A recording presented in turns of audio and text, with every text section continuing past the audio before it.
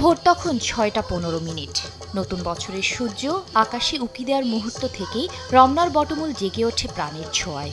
বাংলা ১৪৩১ সালকে সঙ্গীত শিক্ষা প্রতিষ্ঠান ছায়ানটের শিল্পীরা স্বাগত জানান গানে গানে, আর হাজারো শ্রোতা নতুন বছর শুরু করেন সুরের মূর্ছনায়।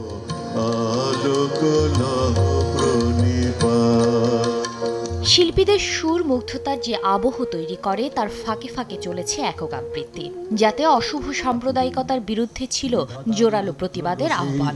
দুর্ভিক্ষের দ্বারে বসে ভাগ করে খেতে হবে সকলের সাথে অন্নপান।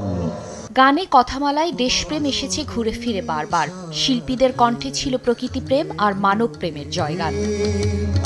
ঘন বৈশাখে